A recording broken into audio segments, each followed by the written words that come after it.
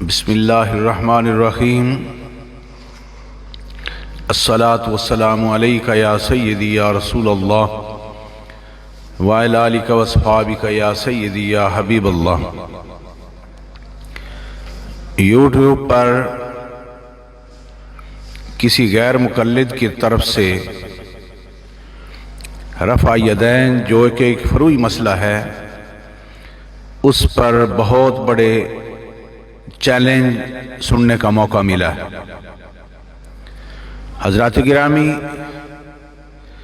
رفع یدین کی حقیقت یہ ہے کہ نبی پاک صلی اللہ علیہ وسلم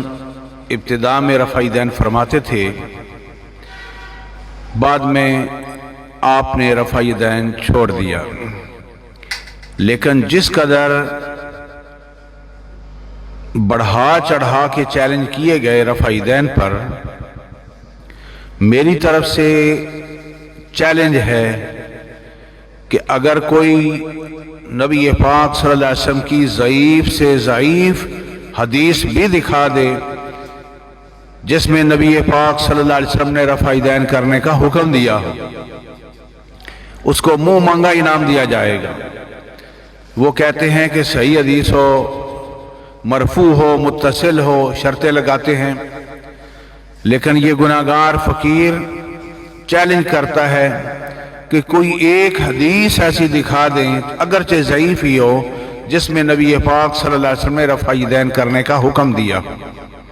نہ خنجر اٹھے گا نہ تلوار تم سے،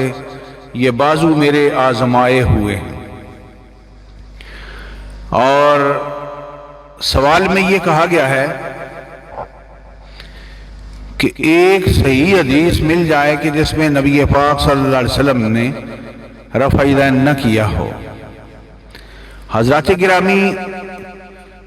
رفع یدین کی حدیثیں پہلے نمبر پر تو ہیں مضطرب حدیثیں، یعنی کئی حدیثوں میں ہے کہ رکوع جاتے وقت، رکوع سے سر اٹھاتے وقت اور تیسری رکعت کے لیے اٹھتے وقت رفع یدین فرماتے تھے جب رفع یدین ہوتا تھا۔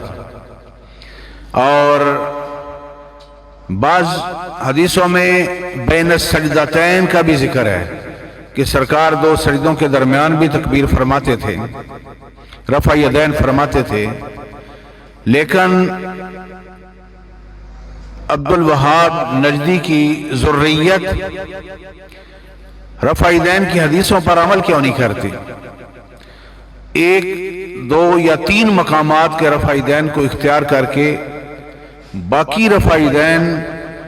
جن میں بین السجدتین اور جن حدیثوں میں کان رسول اللہ صلی اللہ علیہ وسلم یرفع یدیہ ما کل تکبیرۃ، جو رفع یدین کے قائل ہیں، رفع یدین کی ساری حدیثوں پر ان کا عمل بھی نہیں ہے۔ تو میں چیلنج کرتا ہوں، ایک تو رفع یدین کی کوئی ایسی حدیث جس میں سرکار نے حکم فرمایا ہو تو پتہ چل جائے گا کہ رفع یدین کے بغیر نماز نہیں ہوتی۔ اور دوسرا چیلنج یہ ہے کہ نبی پاک صلی اللہ علیہ وسلم نے تاحیات رفع یدین کیا ہو، آپ کے بعد حضرت سیدنا ابو بکر صدیق، سیدنا عمر فاروق اعظم، سیدنا عثمان غنی، سیدنا علی المرتضی شیر خدا رضی اللہ عنہ نے رفع یدین کیا ہو۔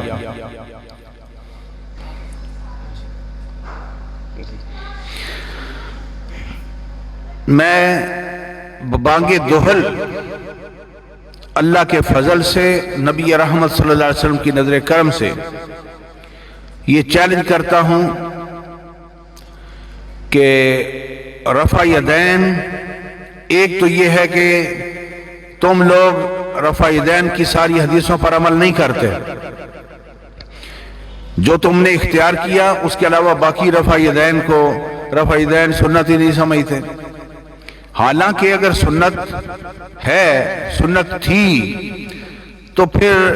ان مقامات پر جن کا سرکار نے ذکر فرمایا ہے یا صحابہ کرام فرماتے ہیں کہ سرکار رفع یدین کرتے تھے، تم نے کیوں نہیں کرتے؟ اس کا مطلب یہ ہے، میرا چیلنج ہے کہ تمہارا بھی رفع یدین کی تمام حدیثوں پر عمل نہیں ہے۔ دوسری بات یہ ہے کہ میں ببانگ دہل یہ اعلان کرتا ہوں کہ عشرہ مبشرہ، خلفائے راشدین اور اہل بیت کی نمازوں میں صحیح حدیثوں سے ثابت کرتا ہوں کہ وہ رفع یدین نہیں کرتے تھے۔ کیا حضرت ابو بکر صدیق رضی اللہ عنہ سے زیادہ تم سمجھتے ہو سرکار کی نمازوں کو؟ یا ابو بکر صدیق جنہوں نے سرکار کے پیچھے نمازیں پڑھی، سرکار کی نیابت بھی کی، ان نمازوں میں وہ رفع یدین نہیں کرتے تھے۔ خلفائے راشدین کے تمام ادوار میں رفع یدین خلفائے راشدین نے نہیں کیا۔ کیوں؟ اس لیے کہ وہ فرماتے ہیں کہ جب تک نبی پاک صلی اللہ علیہ وسلم نے رفع یدین کیا ہم نے بھی کیا، جب سرکار نے چھوڑ دیا تو ہم نے بھی چھوڑ دیا۔ دوسرا یہ ہے کہ جو راوی رفع یدین کی حدیثوں کو روایت کرتے ہیں، میں ببانگ دہل یہ چیلنج کرتا ہوں کہ کوئی بھی سامنے آئے، میں ثابت کرتا ہوں کہ جو رفع یدین کی کرنے کی حدیثیں نقل فرماتے ہیں ان کی اپنی نمازوں میں رفع یدین نہیں تھا۔ اصول حدیث کا یہ قاعدہ ہے کہ راوی کا اپنی روایت کردہ حدیث پر عمل نہ ہو تو وہ حدیث بھی متروک ہوگی، اس پر عمل نہیں کیا جائے گا، اس کو چھوڑ دیا جائے گا۔ جو راوی رفع یدین کی حدیثیں روایت کرتے ہیں میں انہی سے ثابت کرتا ہوں کہ وہ عدم رفع یدین بھی روایت فرماتے ہیں۔ تو چیلنج کرنے والے نے 2D گاڑی دینے کا چیلنج کیا ہے، لیکن میں جو چیلنج کرتا ہوں اس میں کوئی لالچ نہیں ہے، صرف یہ ہے کہ ہدایت پر آ جاؤ، توبہ کر کے ابو بکر صدیق، حضرت عمر فاروق، حضرت عثمان غنی، حضرت علی جیسی نمازیں اختیار کر لو تو یہ چیز میرے لیے نجات کا ذریعہ ہو جائے گی۔ 2D کاروں کی ہمیں ضرورت نہیں ہے۔ اللہ تعالی ہدایت عطا فرمائے اور سوچ سمجھ کی توفیق